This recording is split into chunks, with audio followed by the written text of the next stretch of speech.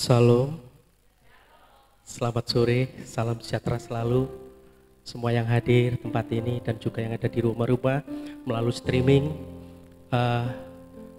Petang hari ini kita akan mulai ibadah pendalaman Alkitab Gereja Pantekosta Tabernakel Lumajang. Mari kita sama-sama masuk dalam hadirat Tuhan, mengundang Roh Kudus untuk hadir memenuhi kita semua. Mari kita angkat satu pujian, O Roh Kudus manunggal dalamku, Pesalu 146.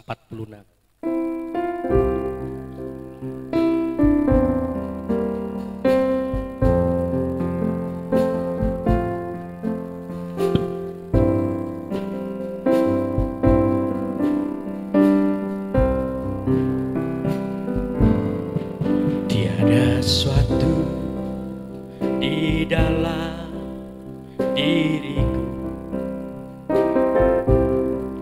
yang mampu melakukan kehendak-Mu.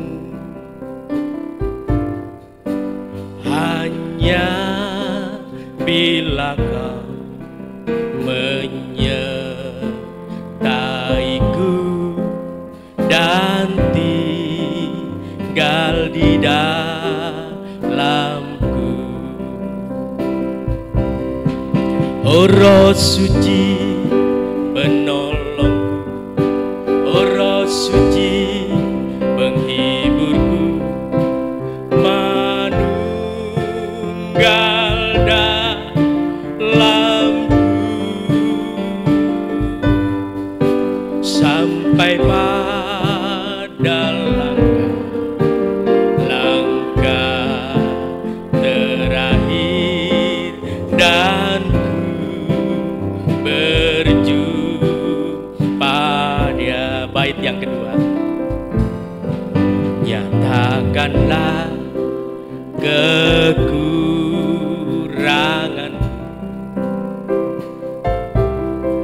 nyatakanlah segala kehendak-Mu,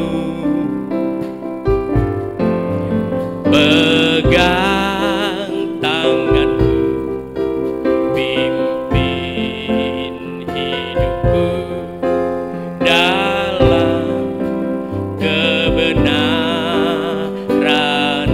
O Roh Suci, O Roh Suci penolong, O Roh Suci penghiburku, manunggal dalamku sampai pada langkah terakhir dan ku berjumpa Dia. O Roh Suci,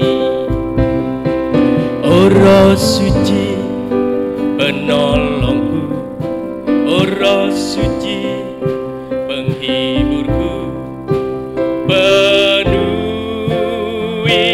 hatiku, curahkan kasih-Mu dalam hidupku dan tinggal dalamku. Bait yang ketiga, bila Kau nunggal dalamku, amin. Bila Kau melimpah dalam hidupku, ku dapat merasakan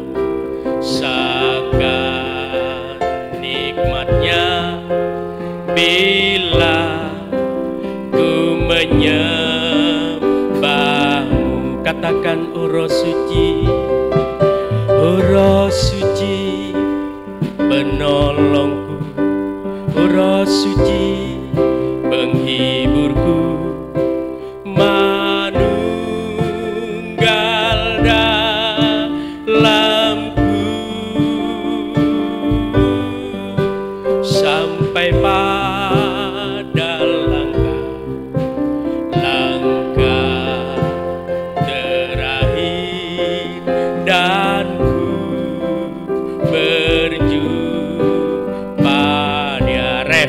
Roh suci, oh Roh suci penolongku, oh Roh suci penghiburku, penuhi hatiku, curahkan kasih-Mu dalam hidupku, dan tinggal dalamku. Diulangi bait yang ketiga, bila Kau manunggal dalamku. Semua kami undang bagi berdiri. Lampu, amin.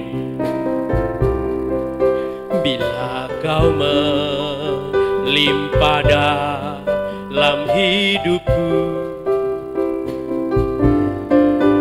ku dapat merasakan nikmatnya bila ku menyembah. Oh Roh suci, oh Roh suci penolongku, oh Roh suci penghiburku, manunggal dalamku, sampai pada langkah terakhir, dan ku berjumpa Dia. Oh Roh suci, oh Roh suci, oh Roh suci, penuhi hatiku, genggaman kasih-Mu dalam hidupku, dan tinggal di dalam-Mu. Mari kita tunduk kepala, kita berdoa. Oh Roh suci, Engkau penolongku, oh Roh suci Engkau penghiburku. Petang hari ini Tuhan, kami mohon Roh-Mu mengurapi setiap kami, menjamah setiap kami, dan membantu kami untuk bisa cepat mengerti kehendak-Mu dalam hidup kami. Biarlah Tuhan, pendalaman Alkitab pada petang hari ini, biarlah Kau jamah kami, mengurapi kami Tuhan, sehingga kami boleh cepat mendengar, kami boleh cepat mengerti, bahkan cepat untuk melakukan firman-Mu dalam hidup kami sekalian. Terima kasih Bapa dalam surga, kami serahkan dari awal, pertengahan hingga akhirnya ibadah PA pada petang hari ini. Biarlah Engkau sendiri yang beracara, biarlah Roh Kudus-Mu berotoritas memenuhi tempat ini, sampai pada pemberitaan firman-Mu Tuhan. Biarlah kami boleh menerima sukacita, damai sejahtera melalui firman-Mu pada petang hari ini. Di dalam nama Tuhan Yesus Kristus, kami mau awali ibadah PA pada petang hari ini. Haleluya, amin. Saudara silakan duduk. Haleluya. Terlebih dahulu kami mengucapkan banyak terima kasih pada Bapak Ibu Gembala yang saya boleh dipercayakan untuk memimpin pujian kembali tempat ini sudah berapa tahun.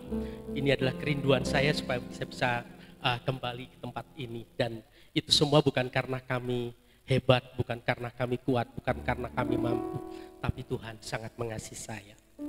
Saya angkat, kita sambung pujian kita di Psalm 48. Bawalah hidupku untuk digembalakan.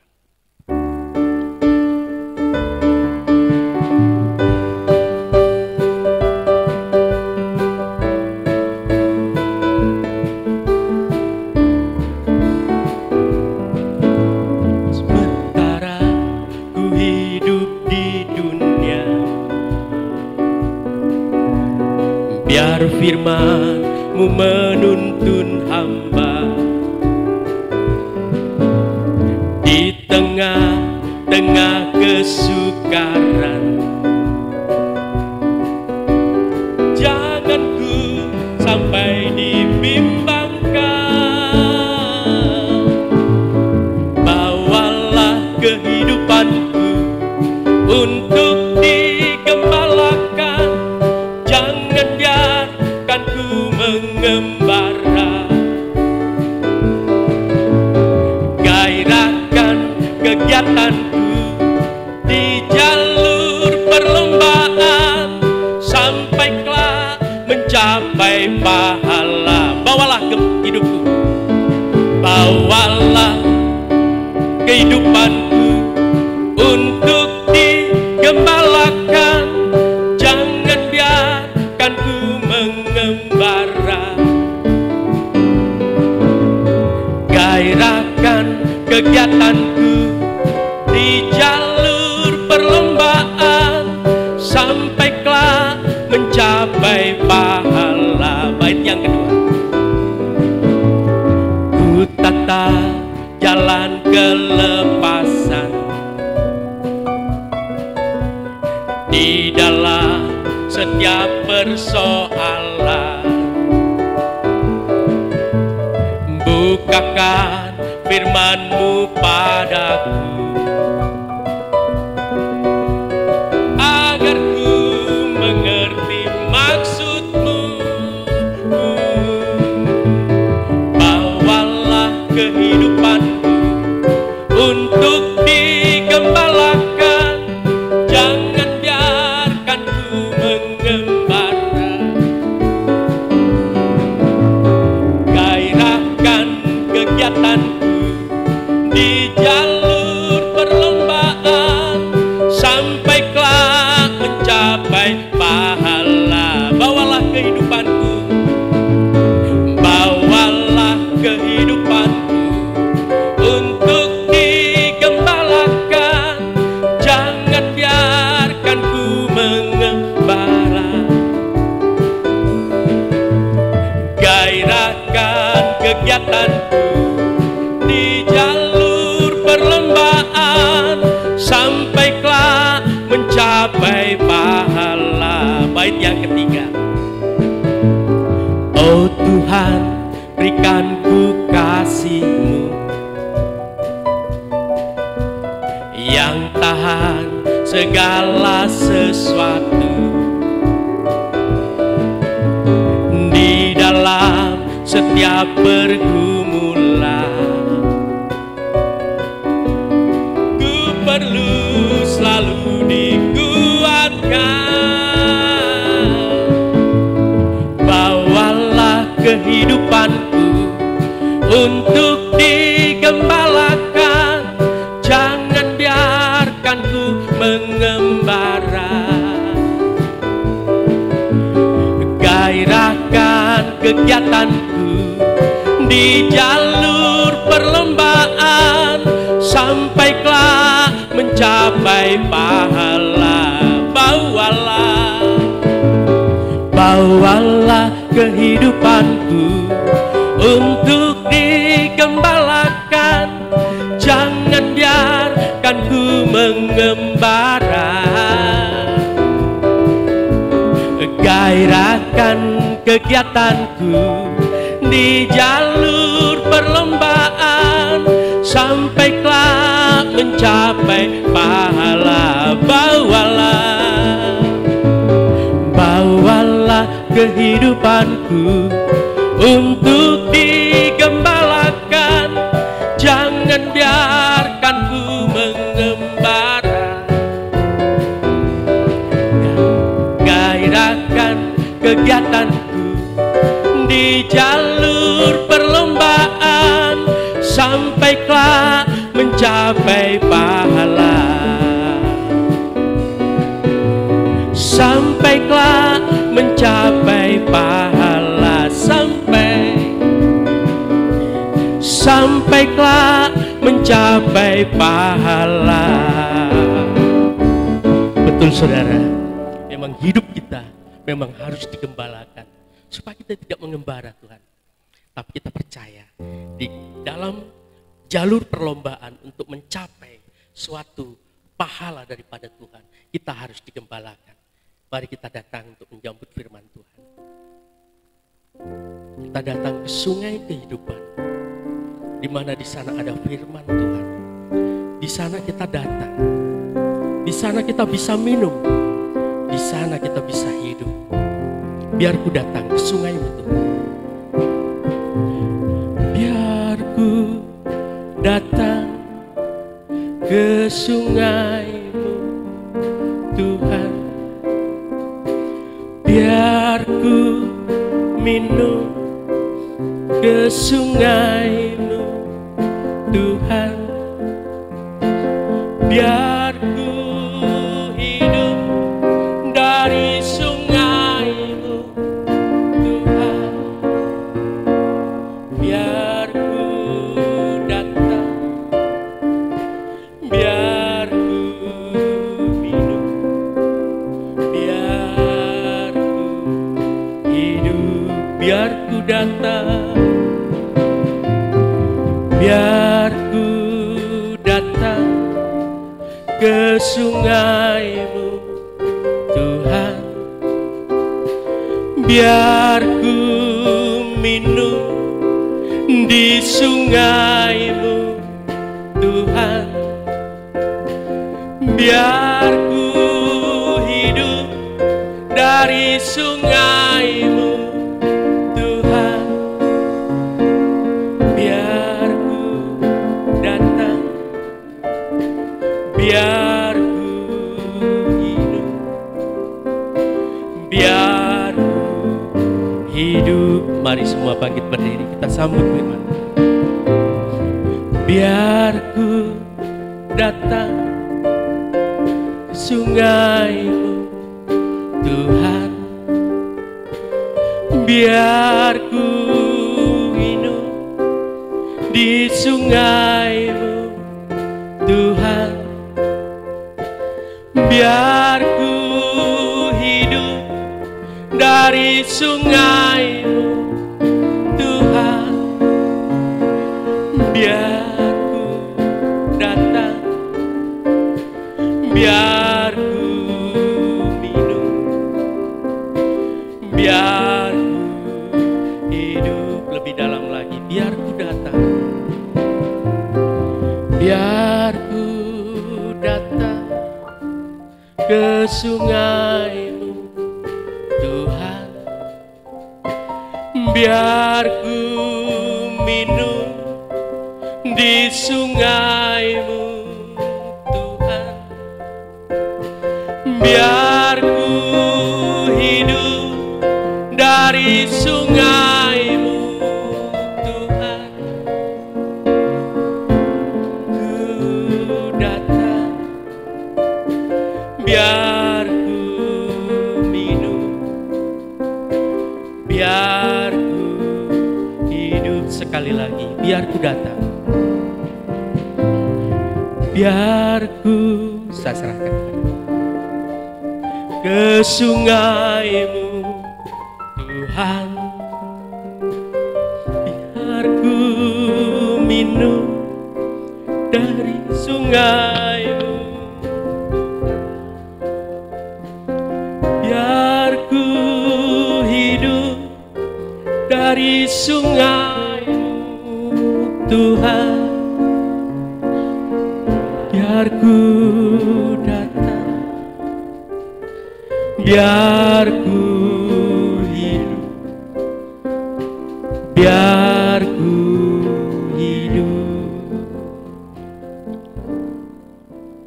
Tidak ada kehidupan tanpa ditunjang oleh air yang dapat diminum. Secara jasmani kami melihat dan mengakui hal itu, dan setiap makhluk hidup membutuhkan air sebagai asupan dari kebutuhan kehidupan. Demikian juga dengan roh kami, Tuhan. Kami membutuhkan air kehidupan yang mengalir dari takhta Allah di dalam bentuk firman Allah yang memenuhi kehidupan kami, yang menyegarkan kami, yang menyucikan kami, dan yang membawa kami kepada kelanggengan hidup untuk kami boleh beraktivitas di dalam segala sesuatu. Tuhan, terima kasih. Di sela-sela kesibukan kami, di dalam segala usaha pekerjaan kami di bumi ini, kami masih punya kesempatan untuk kami memperhatikan air kehidupan ini. Maka kami memohon kepadamu Tuhan, untuk kami boleh tergembala dengan baik di tangan Gembala Agung yaitu Yesus Kristus, supaya kami boleh hidup sejahtera, hidup mulia, dan berbahagia di dalam Engkau. Terima kasih Tuhan, dalam nama Tuhan Yesus Kristus kami sudah berdoa. Amin. Amin.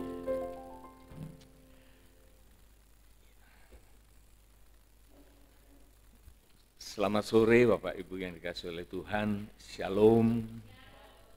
Kita kembali mendapat kemurahan Tuhan seperti apa yang kita nyanyikan tadi, bahwa kita perlu air secara jasmania, kita perlu minum, perlu dibersihkan, perlu disegarkan, dan lain sebagainya. Dan hal itu merupakan sesuatu yang sangat vital, dan bila hal itu tidak kita dapatkan, maka itu merupakan satu bahaya besar yang mengintai di dalam kehidupan kita. Kita telah menjelajah firman Tuhan, terutama khususnya di dalam Matius 5 yang sudah kita lewati, dan kita masuk di dalam Matius 6.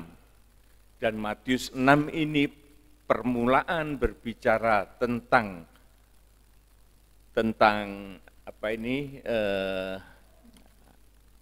pemberian, ya, tentang pemberian, dan kedua juga berikutnya tentang doa dan tentang macam-macam di sana. Nah, kita akan meneliti satu persatu supaya kita boleh hidup di dalam rencana Tuhan sesuai apa yang Tuhan perintahkan kepada kita. Saya akan memulai dengan suatu refreshing apa yang pernah kita dengar, dan saya anggap itu sangat penting di dalam Roma pasal yang ke-12. Kita akan mendahului membaca Roma 12, oleh karena ini merupakan suatu yang penting supaya kita mengerti mengapa kita bisa melakukan hal itu. Ya. Ayat yang ke-6 mengatakan, demikianlah kita mempunyai karunia yang berlain-lainan menurut kasih karunia yang dianugerahkan kepada kita. Jadi saudaraku, sebelum kita melakukan perintah Tuhan, sebelum kita bekerja sesuai dengan kehendak Tuhan, maka Tuhan itu perlu untuk melengkapi kita dengan karunia-karunia-Nya. Tidak mungkin, saudaraku, Tuhan itu tidak ingin dipermalukan. Dan Dia juga tidak ingin kita ini dipermalukan. Kalau kita ini diberikan suatu tugas, diberikan satu wewenang, dan kemudian itu Tuhan tidak mensupport itu, maka jadinya akan sesuatu yang mengecewakan, yang menjadi tertawaan. Tetapi kalau Tuhan mau memberikan suatu karunia kepada orang, maka Tuhan memberikan wewenang. Oleh sebab itu, saudaraku, di dalam surat Efesus itu tidak usah kita baca, Tuhan mengatakan, Tuhan itu yang memberikan kemauan. Jadi kalau manusia itu punya kerinduan, punya kemauan, atau terpanggil, itu sebetulnya kemauan itu datang dari Tuhan. Ayat itu mengatakan, kerjakan keselamatanmu dengan takut dan gentar pada waktu aku hadir maupun aku tidak hadir, itu kata Rasul Paulus. kalimat-kalimat itu, saudaraku, membuktikan bahwa Paulus itu ngomong sama orang yang sudah dewasa. Bekerjalah di dalam keselamatanmu. Bukan bekerja untuk keselamatanmu, bukan, tidak bisa itu. Tapi bekerjalah di dalam selamatmu. Orang yang di dalam keadaan selamat dan kemudian dia bekerja, hasilnya pasti keselamatan. Tapi kalau orang itu belum dapat wewenang, dia belum selamat, bayangkan saudaraku, dia sendiri tidak bisa menyelamatkan diri, mau nulungi orang tenggelam. Sampai ikut mati tenggelam. Tetapi kalau orang itu mau menolong orang lain, dirinya sendiri harus mampu menolong diri sendiri. Baru bisa nolong orang lain. Jadi inilah logika tentang keselamatan itu. Itu karunia. Ya. Itu tidak bisa dibeli, tidak bisa diganggu gugat, itu hak prerogatif Tuhan. Kalau dia mau memberi kasih karunia, keselamatan, kehidupan yang kekal, maka itu jadilah. Tetapi dengan satu kehendak Tuhan, supaya manusia itu mau bekerja. Bekerjanya tidak sembarangan, saudaraku. Tidak kayak anak kecil. Mau kerja-kerja, mau mainan-mainan. Enggak, saudaraku. Tidak bisa gitu. Kalau orang dewasa itu kalau kerja itu penuh tanggung jawab. Apalagi kalau dia merasa profesinya di situ, hidupnya di situ, maka dia akan 100%, dia tidak akan goyah. Dia hanya memikirkan hal apa yang bisa dia lakukan sebaik-baik mungkin. Ini orang yang sudah dewasa, tak tergoyahkan. Dia tahu jalan hidupnya. Dia mengerti itu, dewasa. Dengan takut dan gentar, itu maksudnya bukan takut kayak maling, gentar kayak rampok, bukan. Tapi takut dan gentar itu oleh karena dia bertanggung jawab terhadap Tuhan, terhadap tuannya. Sehingga seorang dewasa itu kalau dia bekerja, itu tidak main-main. Kemudian ayat itu melanjutkan, maka Allah itu memberikan engkau kemauan. Jadi kemauan itu bukan maunya sendiri, saudaraku. Ada orang itu kerja maunya sendiri, tapi tandanya apa? Tidak bisa sinkron. Nah ini, saudaraku. Jadi dia punya kemauan, tetapi tidak bisa sinkron. Nah ini susah. Tapi kalau kemauan itu datang dari Allah, itu akan menjadi satu roh dengan rekan-rekan kerja, maka itu merupakan suatu persembahan yang sangat luar biasa. Ya. Selain Tuhan itu memberikan kemauan, firman itu melanjutkan, dan juga pekerjaan. Tuhan itu konsisten, saudaraku. Kalau dia memberikan orang itu satu kemauan, bukan terus dilepas, wis gelem, ya wis nyambut gawe yo. Kan orang tanya, kerja apa Tuhan? Kan gitu. Tapi Tuhan itu sangat luar biasa dan dia mengatakan, aku memberikan kemauan di dalam dirimu sekaligus pekerjaan. Pekerjaan. Nah ini yang luar biasa, saudaraku. Sehingga kita merupakan satu di dalam rencana Tuhan. Kok rasanya tidak enak ya kalau tidak baca, saudara ya. Kita baca aja, Efesus 2. Efesus 2. Bentar.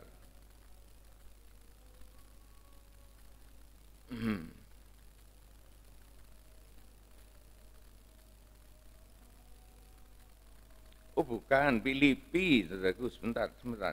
Mendadak ingat Filipi 2. Bentar. Nah, betul. Ayat yang ke-12 mulai. Ayo kita baca dan kita akan mengerti secara lengkap bahwa apa yang saya katakan semuanya tadi itu bukan sesuatu yang di luar firman. Judulnya, perikopnya adalah tetaplah kerjakan keselamatanmu. Hai saudara-saudara yang kekasih, kamu itu senantiasa taat. Nah, ketaatan ini yang sangat penting. sebagai orang yang mau bekerja, kalau tidak taat, bagaimana dengan pekerjaan itu? Kan tidak karu-karuan. Ketaatan ini pasti dimiliki oleh orang yang punya itikat yang baik. Dan dia sudah dewasa di dalam cara dia berpikir. Karena itu, tetaplah bekerja di dalam keselamatanmu. Atau kerjakan, work out, kerjakan keselamatanmu. Jadi selamat dulu, baru kerja. Bukan kerja kemudian dicari keselamatan, bukan. Tetapi orang yang sudah selamat, bekerjalah di dalam selamatmu. Dengan takut dan gentar. Bukan karena takut maling atau rampok, tetapi punya rasa tanggung jawab. Bukan saja seperti waktu aku hadir, tetapi terlebih pula sekarang waktu aku tidak hadir. Loh ini jelas saudaraku, kalau orang tidak dewasa tidak bisa diajak rundingan kayak gini ya. Kalau anak-anak bilang, kamu mesti taat, mesti disiplin, tidak bisa. Yang jaga lewat nekeran, tidak kerja, ya uber-uberan sama teman-temannya gitu. Nah, ini tanda kedewasaan. 13. Karena Allah yang mengerjakan di dalam kamu, baik itu kemauan. Nah, kalau kita sudah punya kehendak, kemauan untuk melayani Tuhan, itu datangnya juga dari Tuhan. Dan kalau itu datangnya dari Tuhan, saudaraku, maka saudara akan nangis kalau itu tidak kelakon. Saya ngalami itu. Ada kehendak, tapi bagaimana caranya saya tidak mengerti. Waktu itu istri saya ngomong, saya tanya sama dia, aku ini rasanya kepengin melayani, tapi ya apa caranya? Terus istri saya itu bilang, kalau kamu mau melayani, ya pergi ke pasar-pasar. Alkitab itu kan ada orang yang nganggur, kemudian pergi ke pasar, ketemu Tuhan di sana, dan dipanggil untuk kerja di kebun anggur. Tapi kalau kamu tidak mau di pasar, lah kapan ketemu Tuhan itu? Kaget saya, saudara. Iya ya. Nah, sejak itu saya punya kepentingan untuk mendekati pekerjaan Tuhan. Mulai dari pekerjaan yang kecil-kecil, saudaraku, yang remeh-temeh itu saya jalani. Sampai pada suatu saat, saya sendiri tidak mengerti, saya diberi kemampuan oleh Tuhan untuk melayani hal-hal yang semakin meningkat. Sehingga saya mendapat kesempatan untuk menjadi seorang hamba Tuhan. Dan sampai saat ini, Tuhan lebih menetapkan lagi, meneguhkan lagi. Ya. Karena Allah itu yang mengerjakan di dalam kamu untuk kemauan dulu. Mau enggak? Nah, enggak mau ya, enggak bisa. Jadi kita ini jangan sekali-kali mikir, saudaraku ya. Nanti Tuhan itu memaksa kita untuk jadi hamba. Waduh, enggak saudaraku, enggak. Tuhan itu bukan Allah yang kayak gitu modelnya. Makanya di dalam ilmu teologi itu ada orang yang mengatakan Tuhan mau, kita enggak mau. Kita mau, Tuhan enggak mau. Kita mau, Tuhan mau, jadi. Kita enggak mau, Tuhan enggak mau, enggak ada apa-apa. Jadi timingnya yang seperti ini, saudaraku, ini perlu diperhatikan, ya. Karena Allah yang mengerjakan dalam kamu itu kemauan maupun pekerjaan, diwenehi gawean, diberi pekerjaan. Jadi bukan hanya nyuruh, dikasih kemauan kemudian lepas tangan, enggak. Tapi Tuhan itu memberikan pekerjaan. Sehingga kita mau melayani, ada yang dilayani, dan kita bisa bermanfaat bagi tempat di mana kita ditempatkan. Hanya itu tidak. Satu perkara, Tuhan itu memberikan kerelaannya. Kerelaannya loh saudaraku. Jadi kalau kita ini melayani Tuhan, kalau Tuhan itu tidak rela, mbok yo layani sampai jungkir balik tidak akan berhasil. Tapi kalau Tuhan itu memberikan nyoh rela, kerjakan ini, maka pekerjaan itu akan menjadi suatu berkat. Sekarang kan kita tanya, tandanya Tuhan rela itu gimana? Ya apa tandanya nek Tuhan itu rela? Ayat selanjutnya ini akan memberitahukan kita. Dikatakan begini, lakukan segala sesuatu dengan tidak bersungut-sungut dan berbantah-bantah. Nah, ini dia, ini jawabannya, inilah tandanya. Jikalau kita ini dalam pelayanan ngeroweng terus ya, ngomel, itu tandanya tidak ada keikhlasan. Keikhlasan itu kalau datangnya dari Tuhan, Tuhan itu ikhlas. Tandanya kita itu melayani itu dengan keikhlasan. Tidak gampang ngomel, tidak gampang komplain gitu ya. Jadi tidak bersungut-sungut ya, dan tidak bantah-bantahan. Bayangkan kalau kita kerja di dalam ladang Tuhan, kemudian ada yang ngomel, ada yang bersungut-sungut, ada yang bantah-bantah. Ini kan sesuatu yang buruk. Ya. Supaya apa? Supaya kamu itu tidak beraib. Lagi sini-sini, saudara. Kalau kita itu di gereja, di satu pelayanan, kemudian gontok-gontokan gitu. Orang luar tuh ngeliat, iki apa iki? Pendeta gendeng. Kan itu. Jemaatnya dijak gegeran. Jemaatnya yang ngono gak aturan. Pendeta ini dipendeli. Nah, itu ya. Kan susah kalau gitu. Jadi keikhlasan itu akan terwujud dengan tujuan supaya gereja Tuhan itu berwibawa. Kalau ada orang yang nuding, bengkong sendiri dirijinya. Karena apa? Memang tidak mempan, tidak ada cacat celahnya. Tapi kalau isinya itu rontok, remek, itu dituding tambah runtuh. Wong Jawa ngomongi ngisin-ngisin ya. Karena ada di dalamnya banyak yang begitu. Supaya kamu tidak beraib dan tidak bernoda. Gak jembret, ya, tidak cemot, ya, tidak cemot. Sebagai apa? Sebagai anak-anak Allah yang tidak bercela di tengah-tengah angkatan yang bengkok hatinya dan yang sesat ini, sehingga kamu itu bercahaya di antara mereka.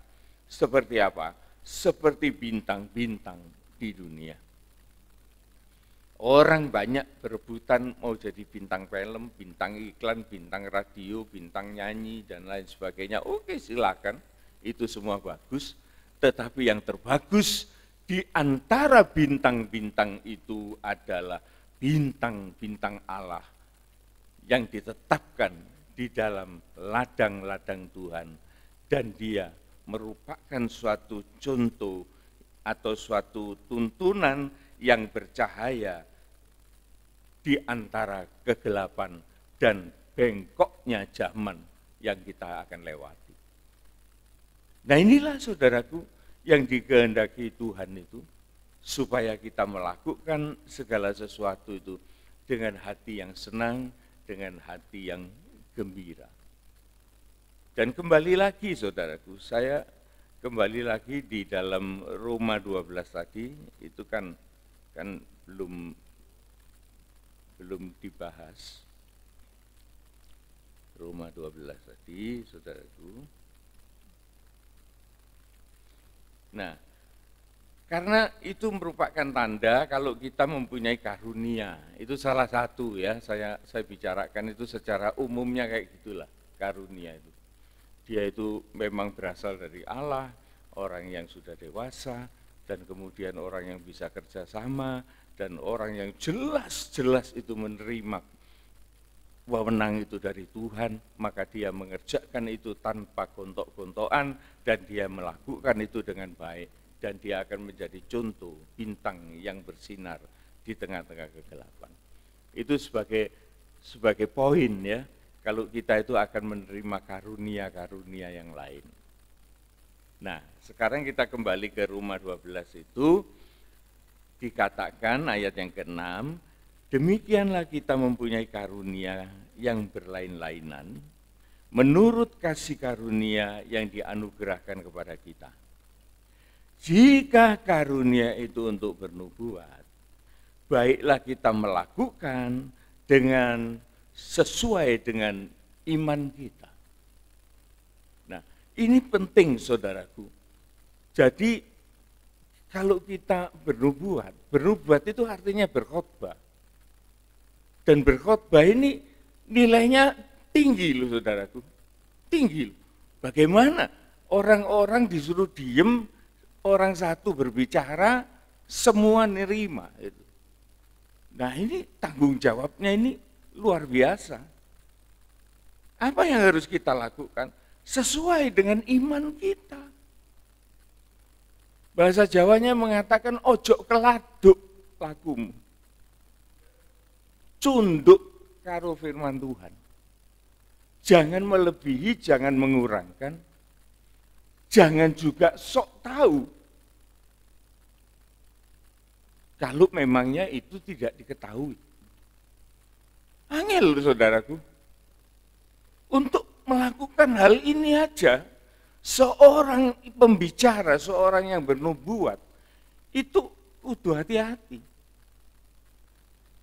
Ngomong, tapi tidak ngerti, ditakoni wong bingung. Contoh, saya pernah ngomong, kenapa ya ukupan itu kok ada di dalam ruangan Maha Suci di Ibrani itu. Saya sendiri ya belum tahu. Tapi saya tahu pasti ada jawabannya. Saya pernah konsultasi itu loh dengan seorang teolog. Dia juga tidak bisa jawab. Ya kenapa? Akhirnya ya saya jawab sendiri. Ya anjene seji, wong iku tabernakele Herodes. Ya wis ngono iku tatanane. Nah, tabernakelnya Musa beda, ada di ruang suci. Tapi ini ada di ruang Maha Suci. Kenapa? Tidak kena dilacak. Kok tahu-tahu begitu? Ya jawabnya ya satu. Ya beda toh. Itu tabernakelnya Herodes, tabernakel Musa ya lain. Kan itu. Jadi jawaban itu sebetulnya sudah ada. Tapi kan ada pikiran apa ya saya tok yang benar. Kan masih banyak orang yang punya pendapat. Jadi saya tidak berani ngomong lebih jauh. Pak Hari ngancam saya. Saya tunggu Pak. Nanti ya apa itu jawabannya? Ya sekarang ini sudah tak jawab. Ya itu kan bahaya saudaraku. Orang ngomong itu, ya. Karena orang itu mendengar tak titeni kan. Nah, kan gitu, ada yang gitu. Ada yang dengar kemudian wis ngopo gitu. Tapi nek sing soro itu ketemu Pak Hari tak titeni. Itu berat, ya. Jadi di sini Tuhan mengatakan kalau bernubuat lakukan dengan sesuai kadar imannya. Lah iman ini kan datangnya dari mendengar katanya. Jadi yang didengar itu harus dimengerti, diyakini, diimani, lah itu berani ngomong. Tapi kalau yang didengar itu belum menggerakkan hati kita untuk itu menjadi iman, jangan dibicarakan. Itu dulu gembala saya, Pendeta Injono itu kalau ngomong, wong ngono itu yo, kulak warto adol rungon. Jadi cuma kulak ngomong kemudian dijual gitu. Diri sendiri tidak meyakini. Wah, gimana itu? Ya. Jadi inilah karunia yang luar biasa adalah karunia nubuat. Kita mampir sebentar ke 1 Korintus 14 ayat yang kedua. Nubuat itu gini, saudaraku. 1 Korintus 14 ayat 2 sampai 5. Siapa yang berkata-kata dengan bahasa roh, itu tidak berkata-kata kepada manusia, tetapi kepada Allah. Jadi jangan ada yang bilang, saudaraku, bahasa roh itu tidak ada. Jangan. Bahasa roh itu ada. Karena firman Allah yang mengaminkan itu. Ada orang yang berkata-kata dengan bahasa roh, dia tidak berkata-kata dengan manusia. Tetapi dia berkata-kata kepada Allah. Sebab tidak ada seorang pun yang mengerti bahasanya. Tidak seorang pun mengerti bahasanya. Oleh roh itu, Roh Kudus itu, ia mengatakan hal-hal yang tersembunyi, yang rahasia, yang menjadi masalah di dalam hidupnya. Saudara pernah dengar ceritanya Hana, seorang istri dari suaminya bernama Elkana, dengan madunya, dengan marunya, itu seorang perempuan yang bernama Penina. Penina ini punya anak dari Elkana. Tetapi Hana ini, dia tidak beranak, dia mandul. Celakanya, Penina ini sering membuli Hana ini. Dibuli. Dan setiap kali ada perayaan pergi ke bait Allah, maka persembahan untuk Penina ini dengan anak-anaknya ini kan ada. Sedangkan Hana tidak punya anak. Dia tidak ada persembahan untuk anaknya. Lah itu dia dibuli.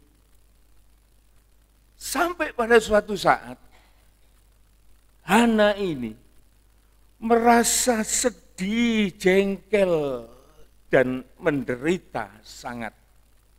Dan dia mengatakan kepada Elkana, untuk dia harus bertanggung jawab atas kemandulannya ini.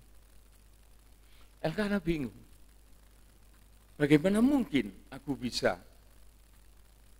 membuka rahim seorang wanita untuk dia melahirkan anak? Itu adalah hak Tuhan. Tapi Hana ini tidak mau terima. Sehingga Elkana bilang, sudahlah, kamu jangan terlalu sedih. Aku ini lebih dari 10 anak laki-laki yang akan menunjang kamu. Tapi Hana bilang, enggak, bukan itu. Nah, suatu saat, saudaraku, Hana ini pergi ke bait Allah. Dan dia sampai di sana, dia berdiri di hadapan Tuhan. Dan di situ ada seorang imam yang bernama Eli, yang memperhatikan Hana itu. Dan kemudian Hana ini, dia berdoa kepada Tuhan. Dan dia curahkan segala apa yang ada, unek-unek kesedihan, kekecewaan, keinginan, kesakit hatiannya. Dia curahkan semua. Tapi firman Tuhan mengatakan, tanpa suara. Apa itu artinya? Rohnya itu loh yang sambat. Mulutnya itu hanya komat kamit, tapi tidak ada suaranya, tidak orang mengerti, tidak ada yang tahu. Omong apa orang ini? Tetapi itu rohnya yang berbicara sama Tuhan. Dengan bahasanya sendiri yang tidak dikenal oleh orang lain. Bahkan Imam Eli itu pada waktu dia melihat, ini seorang imam loh ini saudaraku, seorang pelayan Tuhan. Pada waktu dia melihat Hana itu, ini ngelendur wong iki. sembahyang apa iki? Kok gak ono unine cuma komat kamit. Nah, akhirnya Imam Eli ini jengkel juga melihat Hana ini rupanya. Dia datang dan dia ngomong sama Hana, "Hei perempuan, kamu itu jangan mabuk di sini." Loh, coba saudara. Seorang hamba Tuhan itu loh, tidak bisa mengenal kepedihan hati. Tapi Tuhan itu tahu dan Roh itu berbicara. Nah, pada waktu Hana dikatai begitu, dia bilang sama Imam Eli, "Aku ini bukan perempuan jalang. Aku datang di sini dan aku berdoa, bukan aku mabuk, tetapi aku ada satu masalah yang aku ceritakan kepada Tuhan." Kaget itu Imam Eli. Imam Eli itu kaget. Dan kemudian dia mengatakan, "Tuhan memberkati kamu. Tuhan memberkati kamu. Segala apa yang engkau minta, Tuhan akan memberkati kamu." Dan kemudian firman Allah mengatakan, Hana setelah melampiaskan dengan doa suara rohnya, maka dikatakan keluar dia dari bait Allah itu, mukanya bersinar. Dia tidak lagi punya muka yang muram, tetapi mukanya berseri-seri dan dia mau makan bersama dengan keluarganya. Tadinya ngambul, saudara, oleh karena banyak masalah. Nah, inilah saudaraku salah satu contoh yang bisa saya mengerti, yaitu berdoa dengan rohnya itu. Maka Roh Kudus itu akan menolong menyampaikan itu kepada Allah. Dan itu merupakan satu rahasia. Jadi penting saudaraku, orang itu mempunyai Roh Kudus di dalam kehidupannya untuk apa? Pada suatu saat manusia itu berdoa dan dia tidak bisa lagi mau ngomong apa Tuhan. Sedangkan hatinya bergejolak. Maka hati yang bergejolak ini akan dilanjutkan dengan suara doa roh itu. Bahasa roh itu. Yang orang lain tidak ngerti. Tetapi setelah doa itu dinaikkan, maka kelegaan hati itu ada pada seorang yang mempunyai Roh Kudus yang menolong dia di dalam berdoa. Nah, ini saudaraku, itu harus kita tekuni untuk memohonkan hal yang semacam itu. Tuhan tidak akan mempersulit. Karena apa? Tuhan itu memberikan sebuah analog, sebuah persamaan. Jikalau kita itu minta kepada bapak kita, minta ikan, mosok sih bapak itu ngasih ular. Kita itu minta telur, mosok sih bapak itu ngasih kalajengking. Atau kalau kita minta sesuatu, masakan bapak itu akan memberikan sesuatu yang berbahaya atau sesuatu yang jelek. Sekalipun bapak itu bapak yang kurang baik misalnya. Kemudian firman Tuhan itu berkata, kalau bapak di dunia ini yang sekalipun jahat, dia tahu memberi yang baik kepada anak-anaknya. Apalagi bapakmu yang di surga. Dia akan memberikan Roh Kudus itu kepada kamu. Kan sesuatu yang tidak dipersulit, saudara. Hanya saja kita mempersiapkan diri kita. Kita berjanji kepada Tuhan, Tuhan, aku butuh Roh-Mu yang kudus itu ada di dalamku. Dan aku berjanji dengan segala pertolongan-Mu, aku akan mentaati. Aku akan hidup kudus sebagaimana yang Kau kehendaki. Selalu, saudaraku, itu kerinduan. Bukan aneh-aneh Roh Kudus itu.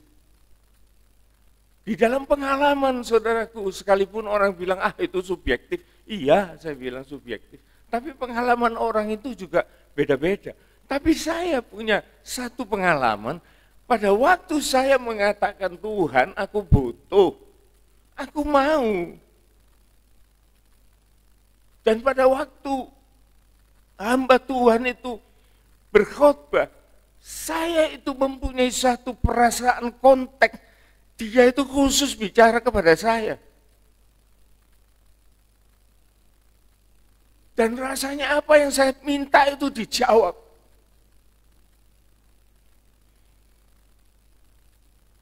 Firman-Nya itu sampai sekarang saya ingat. Gembala saya itu berbicara tentang Boas terhadap Rut yang di dalam keadaan terlunta-lunta. Bagaimana Boas itu menerima Rut dan mengambil Rut itu, wanita Moab itu, untuk menjadi istri. Dan ada ayat yang tidak bisa terhapus dalam pikiran saya. Firman itu mengatakan Rut terhadap Boas. Maka Naomi itu mengatakan Boas itu adalah seorang pria, adalah seorang laki-laki. Dia tidak akan pernah berhenti berusaha sebelum apa yang dia inginkan itu tercapai. Waduh, waktu saya mendengar itu, wah, luar biasa. Itu buat saya. Tuhan bekerja sampai tuntas. Pada waktu itu saya jatuh, firman itu belum selesai, saya sudah tersungkur dan lepas perkataan-perkataan yang tidak saya mengerti. Tetapi saya tahu bahwa Tuhan sudah memberikan karunia kepada saya. Sejak itu saya punya kemampuan lebih baik untuk memerintah diri. Oleh karena itu karunia-karunia Roh Kudus itu salah satu dari aspek buah roh itu ialah memerintah diri. Jadi itu suatu kenyataan, saudaraku. Sehingga bahasa roh ini, firman Tuhan mengatakan, mengucapkan hal-hal yang rahasia langsung kepada Tuhan, yang orang tidak mengerti bahasanya.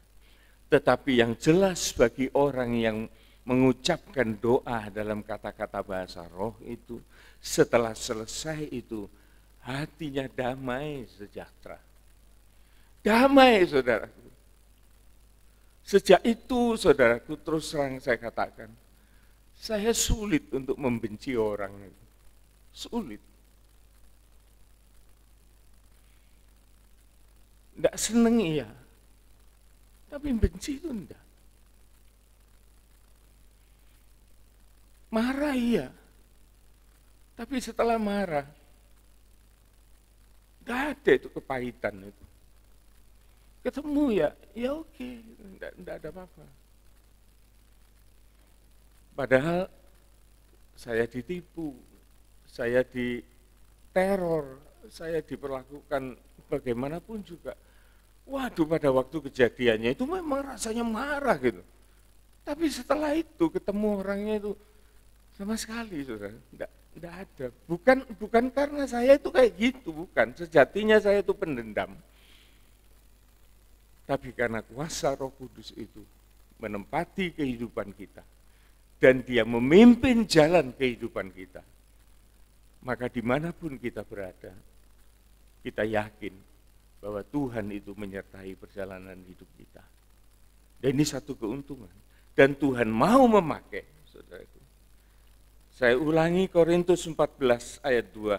Siapa yang berkata-kata dengan bahasa roh, tidak berkata-kata kepada manusia, tetapi langsung kepada Allah.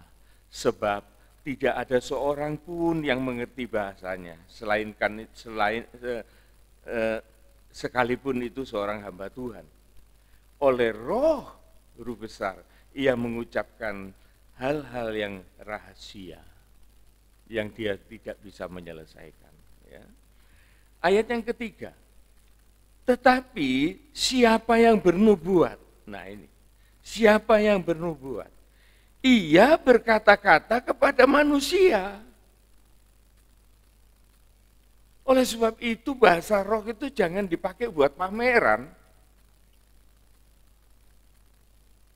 Tidak boleh.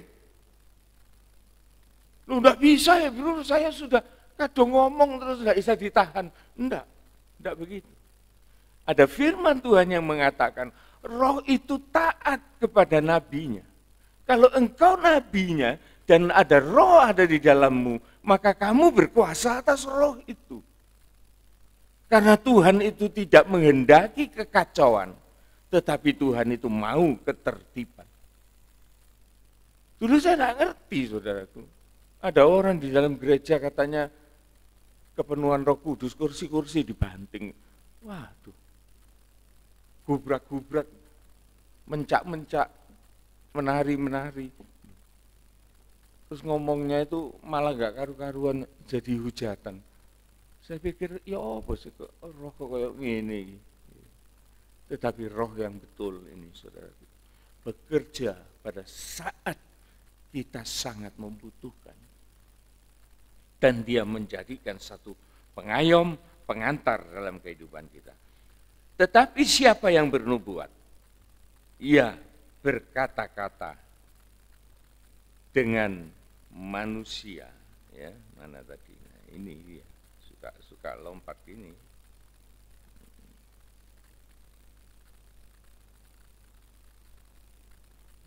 Berapa tadi? Satu. Sebentar ya.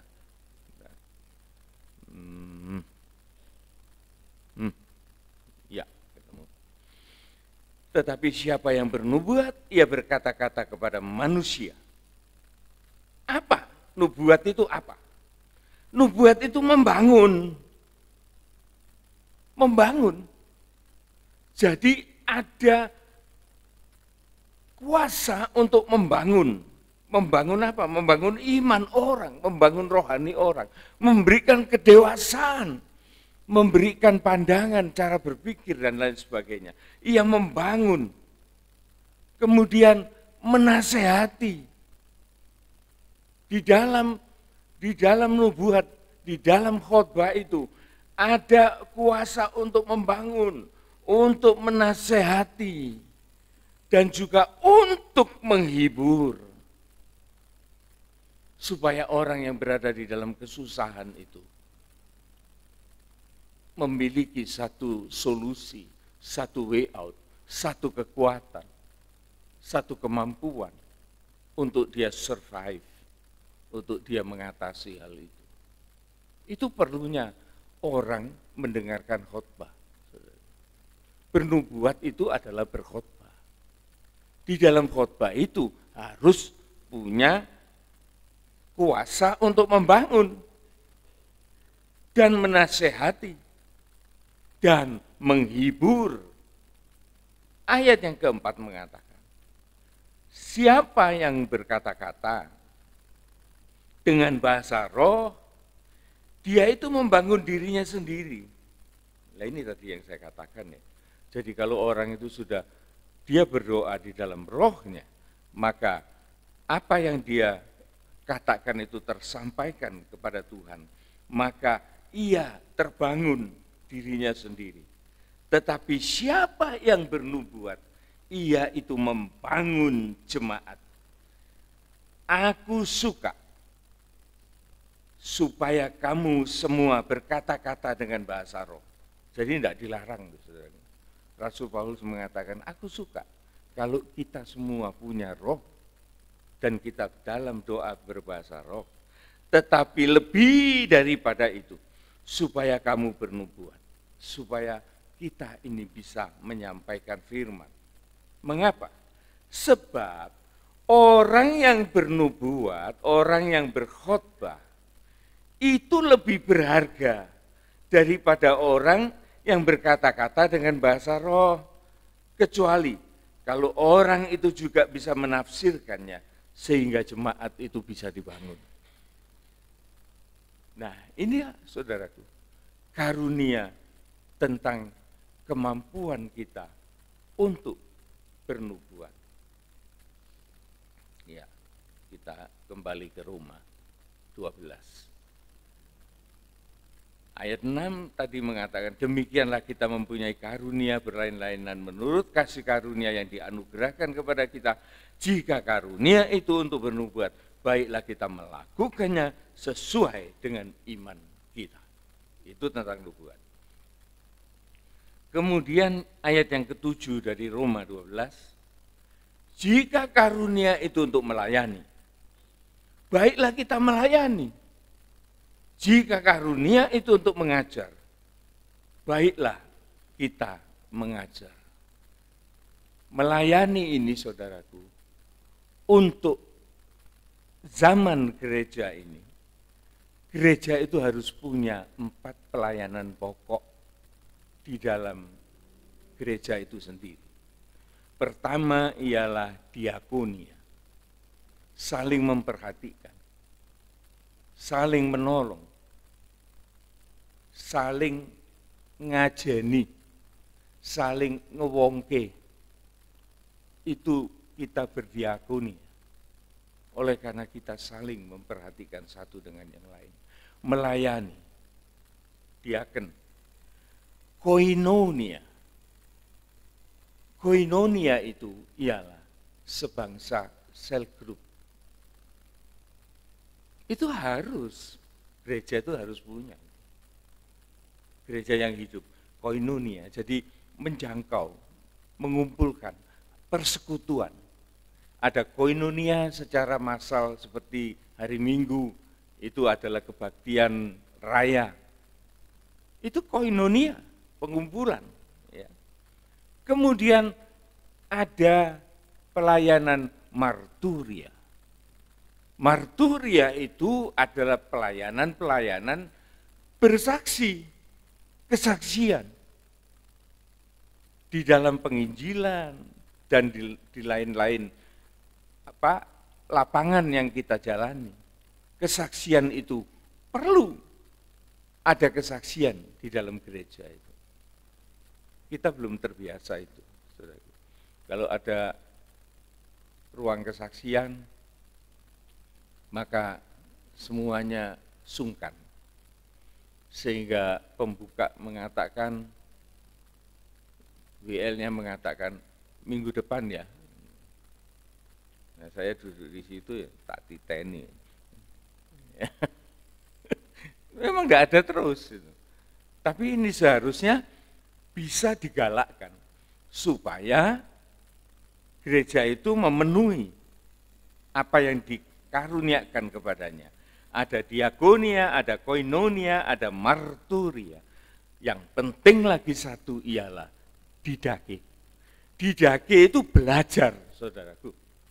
Mau belajar, mau mendengar firman Tuhan yang isinya itu pengetahuan, belajar. Itu PA kayak gini loh, pendalaman Alkitab.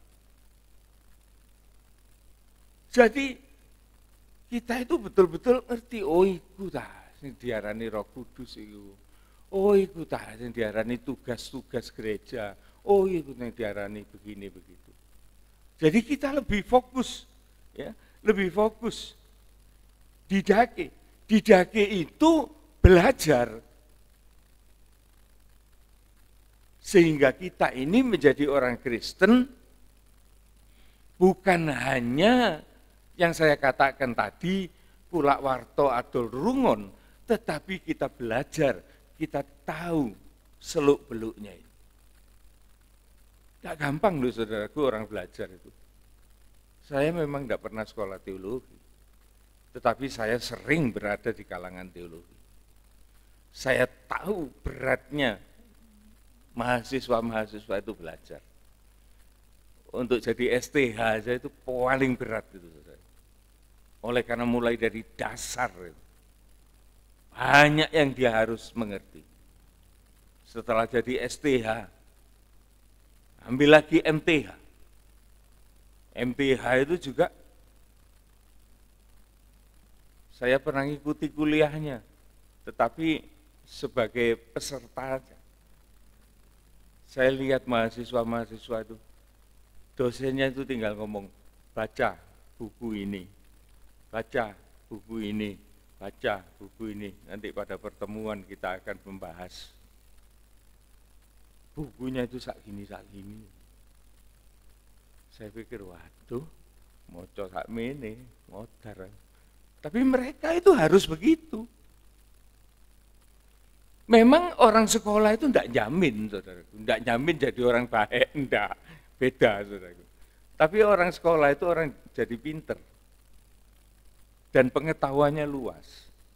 Tapi soal baik, jahat, itu soal kepribadian. Jadi, saudaraku, apa perlu kita belajar? Ya perlu. Kenapa? Zaman sudah berubah. Dulu saya di gereja Surabaya, misalnya ada 200 orang, sarjana itu cuma 2 gelintir, 1 gelintir yang ada. Zaman dulu saya masih kaum muda. Tetapi sekarang saudaraku, kalau ada 200, itu 50 orang itu sudah dipastikan itu sarjana semua. Zaman sudah berubah, saudara. Oleh sebab itu orang itu perlu belajar. Dan jikalau dia itu menjadi sarjana teologi, entah dia itu master of theology atau dia itu doktor, dia itu orang yang pinter dan diakui oleh negara. Tapi belum tentu jadi orang baik. Malah resiko tinggi. Oleh karena dia doktor, kalau dia sampai salah ngomong, orang ngurus, tak urus.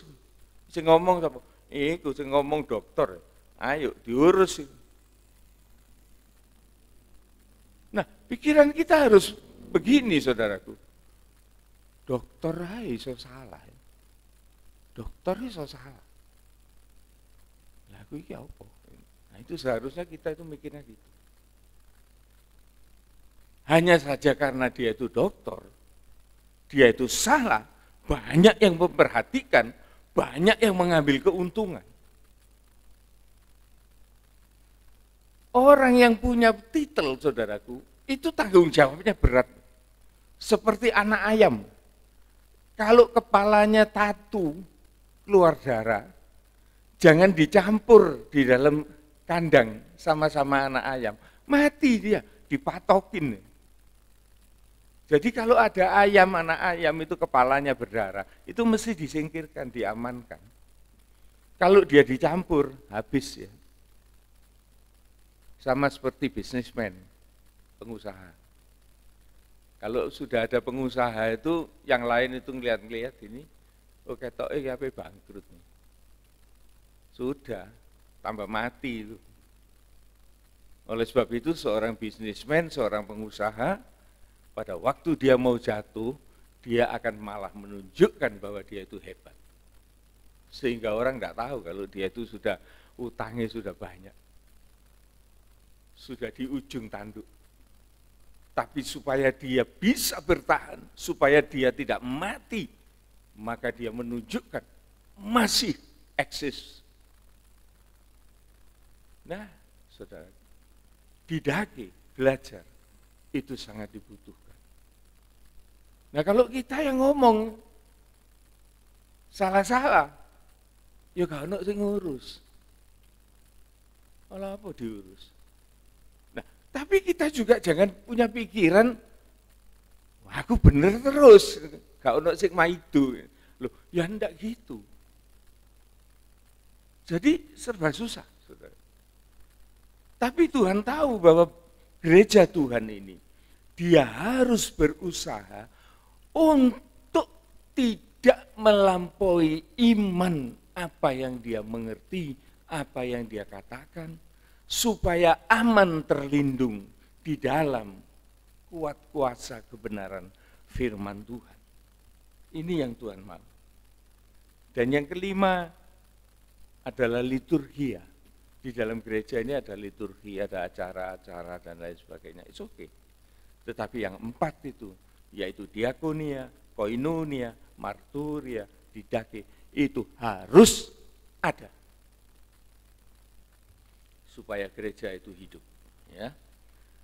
Kembali lagi ke Roma 12, ada satu ayat lagi, nanti kita sempurnakan pada pertemuan berikutnya. Ayat yang ke-7 ini mengatakan, jika karunia itu untuk mengajar, baiklah kita mengajar. Mengajar ini tidak gampang, saudaraku. Ya. Mengajar ini termasuk guru-guru sekolah minggu. Guru-guru sekolah minggu itu mengajarnya bukan hanya mengajar cerita, tetapi mengajarkan contoh kehidupan. Ya. Jadi kedisiplinan, perjalanan hidup, dan lain sebagainya, konsistensi, tanggung jawab, konsekuensi, itu harus ada pada seorang pendidik, pengajar. Pengajar ini sangat penting, dimulai dari sekolah minggu, bahkan sampai kepada tingkat yang lebih tinggi. Ya. Ayat yang ke-8, jika karunia itu untuk menasehati, baiklah kita menasehati. Siapa yang membagi-bagi sesuatu, hendaklah ia melakukannya dengan hati yang ikhlas. Siapa yang memberi pimpinan, hendaklah ia melakukan itu dengan rajin. Siapa yang menunjukkan kemurahan, hendaklah ia melakukan dengan sukacita. Ini, saudaraku, persiapan kita untuk masuk di dalam Matius pasal yang ke-6. Di sana ada banyak anugerah.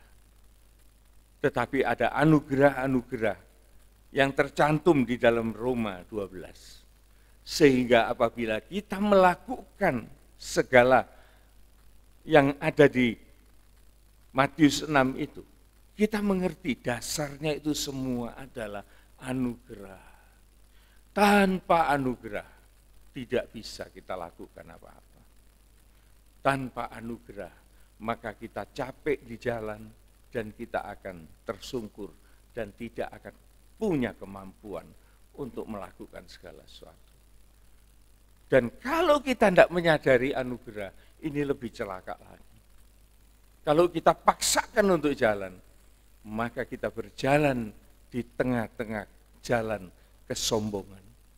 Sehingga kita merasa bahwa kita bisa melakukan itu semua dengan kemampuan kita sendiri. Baik kita berkhotbah, aku bisa kok khotbah. Baik kita konselor, oh aku bisa kok nasihati orang. Aku bisa memberi loh, aku banyak harta kok, aku bisa memberi. Bisa mengajar, bisa. Tapi apa? Kemampuannya sendiri. Di luar anugerah. Kalau kita di dalam anugerah, saudaraku, maka kita kembali lagi kepada Filipi 2 tadi. Bahwa Tuhan itu yang memberikan kemauan, Tuhan itu memberikan pekerjaan, Tuhan itu memberikan kerelaan. Maka kita mempunyai tanda yang luar biasa. Tidak marah-marah, tidak sungut-sungut, tidak bantah-bantah, dan tidak ngisin-ngisini. Gitu. Dan kita akan berwujud sebagai bintang-bintang Tuhan yang menerangi kegelapan di tengah-tengah kebengkokan dunia ini. Itu. Sampai di sini dulu, saudaraku, supaya kita mulai mempersiapkan untuk masuk di dalam Matius 6 itu dengan lebih memahami. Amin. Kita nyanyikan sebuah nyanyian, besar anugerahmu. Besar anugerah, ya, besar anugerah. Ku ada sebagaimana ku ada, yaitu.